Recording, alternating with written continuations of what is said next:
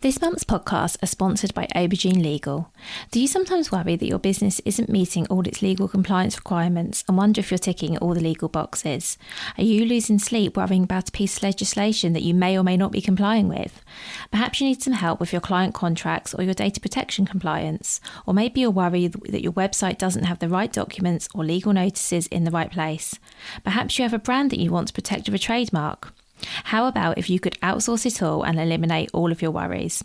If so, then get in touch with Aubergine Legal, a friendly commercial legal consultancy offering practical and clear commercial legal advice without the overwhelming legal jargon, taking the worry away and helping you to protect your business and minimise your risks.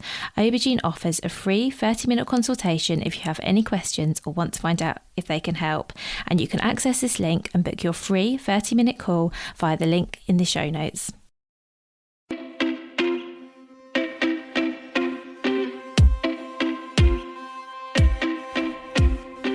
Welcome to the Bring Your Product Ideas to Life podcast. Practical advice and inspiration to help you create and sell your own physical products. Here's your host, Vicky Weinberg. Hi, today on the podcast I'm speaking to Laura Gillett. Laura is the founder of Stomperz, a children's shoe brand specialising in wide-fitting shoes in fun, affordable styles. At the time of recording this podcast, in the summer of 2022, Laura's shoes weren't actually available to sale. They hadn't launched yet. So we have a really great conversation about what it takes to come up with an idea and then implement an idea for a product. So we're talking entirely about the early stages here of starting up a business. And I really think that, particularly if you're in the early stages, but even if you're not, you're going to find this incredibly interesting, eye-opening and inspiring. So I would love now to introduce you to Laura. So hi Laura, thank you for being here. Thank you for having me. Oh, you're so welcome. Can we please start with you giving us an introduction to your business and what you sell, please? Sure. So my name's Laura and I'm the founder of Stomperz, which is a children's shoe brand that specialises in wide-fitting shoes in fun, affordable styles for toddlers and preschoolers. Amazing, thank you. And what inspired you to start doing that? Because I think, to me, starting up a brand selling shoes just seems like a huge undertaking. So first of all, what was your sort of reason for wanting to do that? And then we'll talk through how you did it. Well, my son, Ollie, was measured as a H-width shoe. Very early on, he was about one, he was just walking. And I discovered that it was extremely difficult to find anything in his size. All the sort of lovely canvas trainer type shoes were just in far too narrow. The only style that I could find were leather, they were heavy and they were really expensive. They were about £50, so there was just very little choice. And he was just always really obsessed with anything red. He always loved the colour red, so he would always gravitate towards the red shoes, try and pick them up, and I'd have to tell him no. And then one day he was just crying, and I said, right, okay, fine, I'll just make you some. Mummy will make you some red shoes. And so then I thought, well, I have to now. I've got to see through my promise. So that's how it started. That's amazing. And so after you told Ollie you were going to make his red shoes, what did you do next? How did you get started? I literally Googled how do you make some shoes, because I had no experience in this industry whatsoever. So I did a lot of research about sort of all different types of manufacturing processes overseas, in the UK, who could do what. It was very, very easy to find somebody to make shoes in standard widths, but it was a lot harder to find somebody that could actually accommodate the wider widths that I wanted to do. So once I had my sort of initial design prepared, I reached out to a couple of more specialist agencies and got them to sort of go away and have a word with some factories, see what they could do. And I actually came up with one agency who could do exactly what we wanted, and to a really high quality and to a really high specification, which was one of our sort of key points that we wanted to hit. That's amazing. And did you know right from the start that you were looking to start a business? And perhaps we talk a bit about your range a bit later, but you have a range of shoes and you were going to turn it into a business, or was it, I just want to get this one pair of red shoes made? Where were you right at the outset? think we were just, because we'd had no experience in this industry at all, we were just kind of like, let's just get to the next stage and see how it happens. Yeah. Initially, it did start with just the red ones. And then when we got a bit more momentum and somebody said, yes, we can do this and to this specification, and we got a bit excited and we're like, oh, we can do all these other things. And then we reined it back in and said, well, let's keep it a little bit simpler to start with. It's hard, isn't it, at the outset, because you don't know whether something's even possible.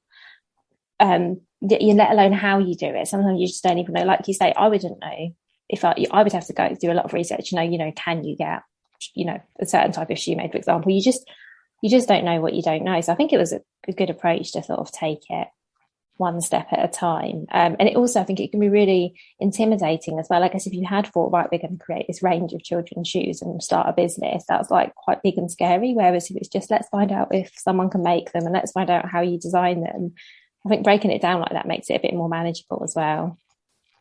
Yeah, it's definitely felt like that. And I think the whole process has taken a long time for various world reasons. The pandemic has not helped. We've also had a baby ourselves during this time. So there's been a lot of things that kind of have taken a little bit longer. So we've really had time to kind of sit and consider every stage, which has been nice as well. Yeah, I think it's good as well that there was no rush, because the product that you're looking at is something that there's always going to be a need for. So I guess it wasn't something you had to rush out in 3 months or 6 months or whatever. I mean, it's nice that you've been able to do it around your family. And am I right in thinking that you work alongside this as well? Yes, I do have a full-time job as well. Yeah. So you've got a lot on your plate with a new baby and a full-time job. So I think it's good that you've been able to make this fit around that. So where did you, so you spoke a bit about finding someone to make the shoes, but how about actually designing the shoes? Do you have a design background, or did you have to find someone to help with that side of it? I don't have a design background, but I did have, from a sort of a parent point of view, there were some design features that I knew I wanted to have, just from a practical point of view. So I knew I wanted to have 2 Velcro straps to give a lot of flexibility in the fit, so that because wide feet aren't necessarily just wide at the base. I've got high instep, so I wanted to make sure that they were really adjustable. I wanted a reinforced toe cap because kids just scrape their feet all the time, so I wanted to make sure that was nice and tough. And the sole, I've made the sole of the shoe just straight lines so that it's nice and easy to clean, because kids step and stuff all the time and it's horrible having to try and scrub out of a complicated pattern. So I've made it so you can literally just scrub it with a nail brush and it's all nice and easy. So there were certain design elements that I wanted, but no, without having a design background, I couldn't actually translate that into something. So I hopped onto Fiverr and I got a freelance shoe designer. Luckily, he was fantastic, and I just sent him this really rough sketch of like, can you make this into something a bit more professional? And he did, and he was brilliant. So I definitely had to have some help with that. That's really good though. And it's great that you were able to find someone, because we can't always do like all of this ourselves. So as well as finding the manufacturer and the designer, because I guess those two go hand in hand really, what happened then? So after that, there was a lot of back and forth with the supply chain on different samples, different materials, making sure that we got the sizing correct and things like that. And once we'd signed off on the materials that they were going to use, basically, we had to get the tooling made to actually make the outsoles, which were wider than the standard ones. So we got those made, and then we had to test those to make sure that the sizing did actually work.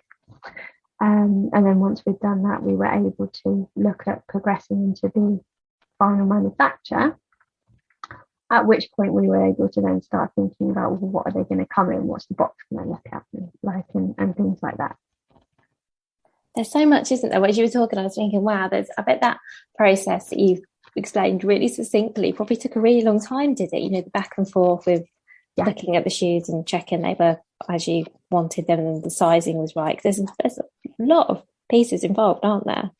That whole process took 12, 14 months, something like that, a long time, yeah. But I think it sounds like I think all the time you spend doing that is really worth it, because I can tell by like all these little details you've given, how much thought and care you've put into the shoes. So I Yeah, think that's time the well whole spent. thing's just been so exciting. We've loved it. Like other people might relax in the evening. I'm there looking at fabric samples and I get really excited, or like cardboard box samples. I think it's been a really nice. I call it my expensive hobby. Well, yeah, for now maybe, but I think it is a business now, isn't it? It will, yes. The final manufacturer's landing tomorrow, so we'll be ready to go. Wow. So I should point out actually that we're recording this in July. So when you're listening to this episode, it'll be September or later. Yeah, you will be able to go and order the shoes. Yeah, absolutely. Which is amazing.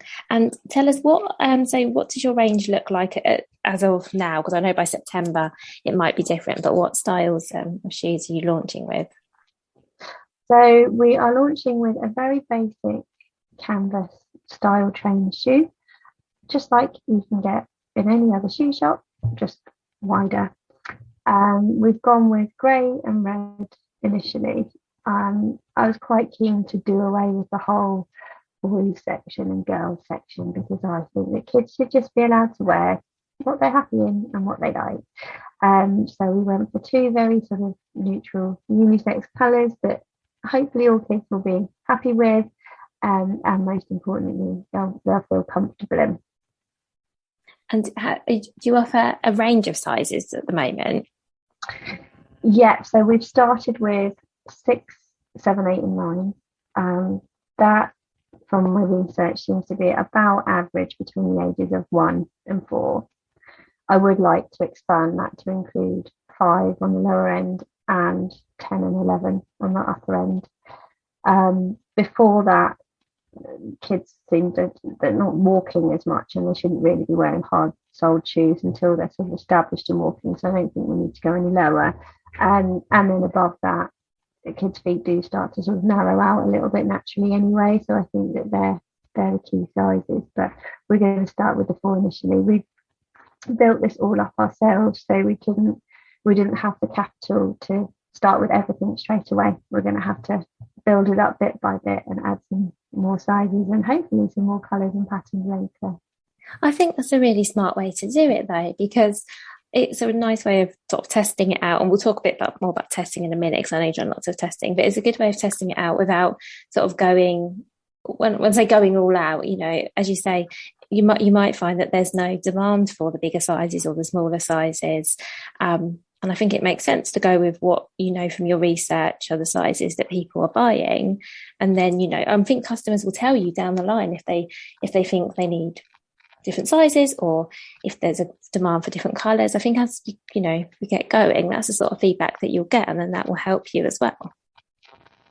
Yeah, absolutely. I think it's going to be really interesting. One of the things that I've included in the box is a little outline drawing of a shoe for kids to colour it in and tag us on social media, because I thought, well, it'd be really interesting if I'm getting 50 kids that are all colouring in a green shoe, but maybe that's what they want. That's really clever. And that's also really nice as well. So the idea is that they'll colour in the shoe and then the parent will upload it and tag you in. Yeah. It's got really a size nice thing on one side so they can record when they were last measured, because that's something I can never remember with my own children, when I last measured their feet and what size they were. So it's got a chart on one side to do that, and then on the other side they can colour in their own shoes, and I can get a bit of market research at the same time. Yeah, and a bit of publicity as well, let's face it, because if they're going to upload these pictures and tag you, that's really nice as well, because that's all content you can use. Yeah. So it'll be really interesting to see what happens. Well, it's really exciting. I feel like this is all really well thought out, Laura. I'm really impressed. I feel like you've thought of every little detail. Oh, thank you. It's really good. So when you had, so let's go back to the manufacturing, and when you had the shoes, the samples, what kind of testing were you doing? So, because I know you mentioned that to me when we spoke previously, you did a bit of testing of them. So how did you do that, and who were you doing that with? I did it with my son has actually been across 2 of the sizes in the time that we've been doing this. So he's been wearing them for almost a year now. He's been wearing our shoes, and there is no better tester than him. Like he's a little bit of a wild child. If they can withstand him, then they can withstand most kids. I've done runs through the washing machine to make sure, because that was another big thing for me as a parent. I was like, they need to be able to be washed and dried and ready to go in 24 hours again for the next adventure. So we've been doing sort of just lots of everyday use. Obviously, sizing was a big thing. We wanted to make sure, and actually when I put them on his feet, it was the first time that I'd ever be able to just slide a shoe onto his foot, not have to like wedge it in, which was really nice. And then obviously because what I was having to do before was buy shoes that were a half size or sometimes a full size too long for him, just so they would fit round his feet. So he was just constantly tripping over his own feet because they're like clown shoes. So it's really nice to see him actually just walking confidently without sort of tripping over or having to adjust his walk. And then for the other two sizes, I found a couple of children locally who had the same problem. So I just gave them a pair, and I said, I went and I fitted them, and we were happy with how they fitted. And I said, just go away and use them as you would any other pair of shoes. Don't be precious about it. Run, jump, scooter, whatever you want to do, and let me know how they get on. And they had some really good feedback, and they all said the same. They washed them, and they said they stood up to the test of time really well. So we were happy. Oh, that's really good. And Ollie's obviously got his red shoes, which he must be delighted about. Oh. He took out the box and he was like, "Mummy, they're red." I cried. I would have as well. I think it's great that you did all of that testing, because I think that's something that people can be. I have seen people be a little bit precious with their samples in terms of like not wanting to maybe use them in the way they're designed because they don't want them to get them dirty or you know what I mean. And I can sort of see that, especially if you're thinking, oh, maybe I'll use these to take my photos or whatever.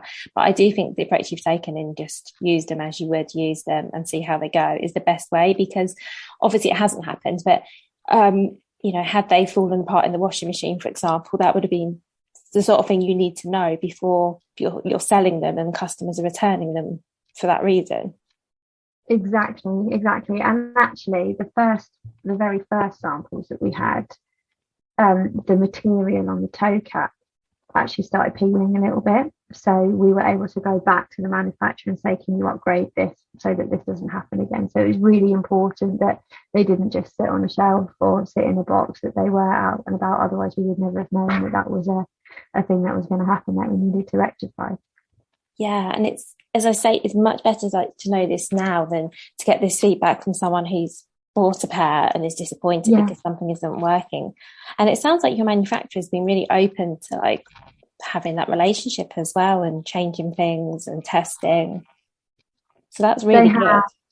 Yeah, they are absolutely fantastic. They're actually a company that specialise in Kickstarter brands. So they work with all sorts of different products and companies in taking something from concept right the way through to manufacture. So they're really, really good at making all those little tweaks and making all those little suggestions. And they've been really open to listening to my ideas, but also throwing in a couple of their own. They've got experts that they reach out to, and they're very good at coming back to me and saying, well, you've said this, but actually they've suggested that. And what we've come up with has been a really, really good product. But I couldn't have done it without their support, really. That's amazing. And they are, do you mind me asking, are they UK based? No, they're based over in China. Oh wow! I'm actually really impressed at that service. The service side of it and how much they're willing to work with you. And did you just find them via a Google search, or did that come another way? No, I found them on a Google search. They're based in China, but they're very international. They've got employees from all over the world. And then they obviously have a large Chinese employee base as well. So, because one of the things that I found when I was trying to speak to the factories directly was there's a time difference, there's a language barrier, there's obviously a culture difference that I didn't necessarily understand. So to find somebody who could kind of really bridge that barrier for me has been absolutely invaluable, because they've got really, really strong relationships with the factories. They're able to make sure that what they're asking for is understood, whereas I couldn't necessarily do that. So they've been amazing. Oh, okay. So this company is like a third party between you and the factory. Yeah, that's right. Yeah. Oh, okay. That makes sense, and that's amazing. And you're so right. It's really hard to have these kind of relationships. A long time ago, I found a factory that I worked with, and I had an idea for a new product, and it wasn't a brand new product. It was just something original to my ideas. And I remember I found a manufacturer, and it was the the factory directly that I got in touch with, and I found one who was willing to work with me and make samples and send me pictures. And yeah, when that happens, that's like such a good relationship that you really need to hold on to it, because as you said, you also experience, really slow responses and perhaps miscommunications, people not kind of understanding your needs, or you're not understanding them. So I think it's amazing that you've managed to find a really good manufacturer, and it's definitely one to hold on to. Yeah, they've been amazing. I've always said that I'm not particularly good at one particular thing. What I'm good at is finding people that are good at stuff, and they've been worth their weight in gold.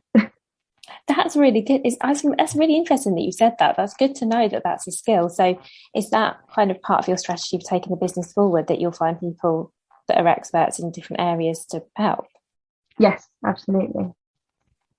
I think that's a really smart approach, because I think none of us can be good at everything, but sometimes outsourcing or paying someone to help can be a bit scary. So I think it's really good that you've recognised that now, because I think it's too easy to hold on to things for a long time just because you kind of want to keep it all. But sort of recognising that other people might be better at certain things, I think is actually a really real strength. And I think in the long run, it definitely saves money, because if you're trying something that's not working and you're spending a lot of your own time and money doing it, I think you're going to get much quicker results if you go to somebody who does know what they're doing. And what I've found is that there's a lot of people out there who know about things, but they also want to work with you and they want to teach you. So I've picked up a lot of information just from talking to people like photographers and things like that, and it's been really lovely. I've met one of my favourite things about the whole process is the people that I've met and the conversations that I've had during it. There's some really creative and wonderful people out there. They're always willing to give you a hand if you ask for it. Yeah, you're right. And that, that's always been my experience as well, that if you're open to like making relationships with people, it's like, the people just come, really, don't they? Yeah. And I think it's great to have a network, because I guess you also needed to outsource. I'm assuming, you can tell me if I'm wrong on any of this, but the sort of the box design and the website and things like that. Those I actually did myself. Oh, did you? Yeah, the website, Shopify, is like it's just an amateur's dream, isn't it? Yeah. It's not particularly complicated to do. So I spent some fun evenings, but again, this is because I don't have any kind of time scales or deadlines. I was able to just take my time and play around with it. So the nice evenings just sat with a glass of wine playing around with that. And then the box design, I think it's only a logo on a background, so that wasn't too difficult. I was able to just send over the logo.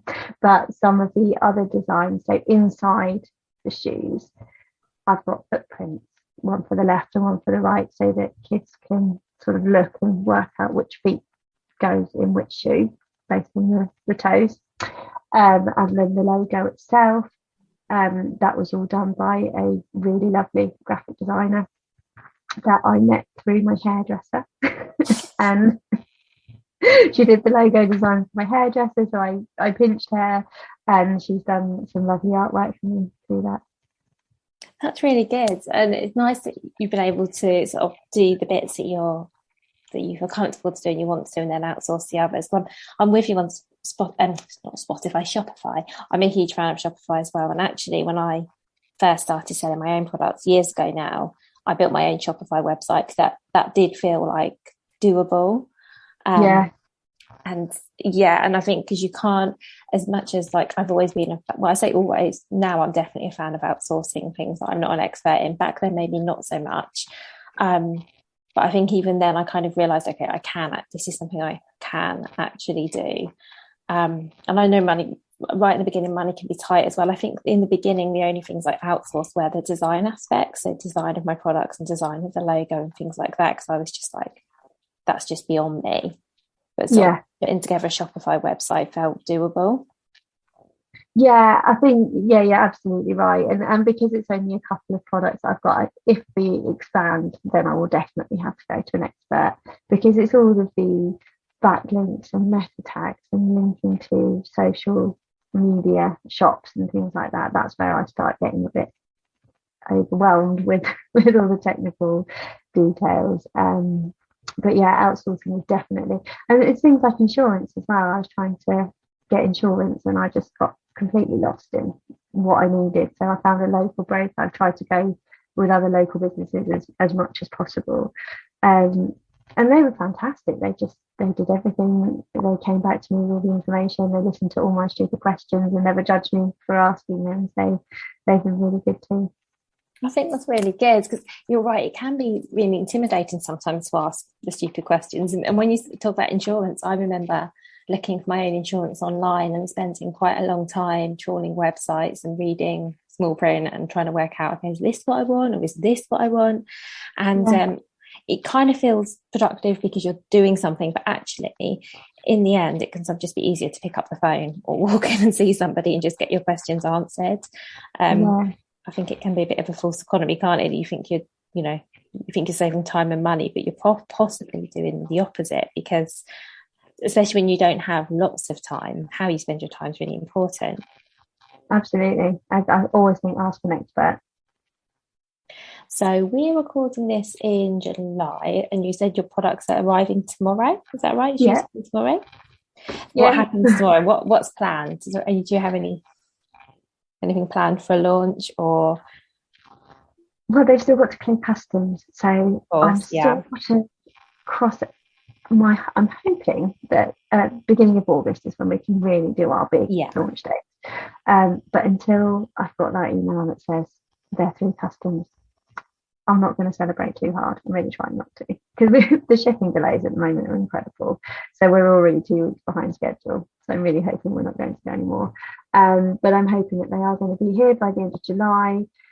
We're obviously going to have lots of family selfies with 1,000 shoeboxes in our spare room, if they fit. That's a big if. And then, we're going to really start ramping up some of the advertising, some of the PR, really starting talking about it, because what I've tried to not do, I've tried to create a bit of interest, but also I don't want people to hear about things too soon and then get bored if there is a bit of a delay. It's kind of trying to time it right with sort of raising the brand awareness, but not too soon.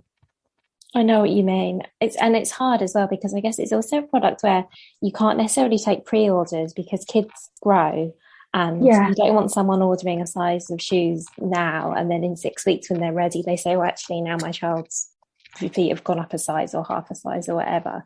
That is tricky. I'm with you. I think it's definitely good to be talking about it, and obviously you've got your social media set up and things like that, but I think you're right to do the big push once people can actually go and buy. I think that's there. And kids describe it quickly. they really do. I mean, it's near the end of the school year now, and I can see one of my children's shoes are getting a bit tight, and I just think, no, you have to wait till September to hold on, because they will grow in that time. And is your plan to sell on your own website straight away, or do you have anything else that you're considering? I say considering because I know that this is all a process and you can't do everything straight away, but is there anything else you're thinking about doing beyond your website? Definitely going to start with website and social media. One of the things that I'm interested in looking at going forward is children's shows, like the baby and toddler show, or maybe even the Ideal Home show. I think with shoes, sometimes people do like to try them on, especially if you've had issues with fitting, and it makes you a bit nervous to try something new and something unknown.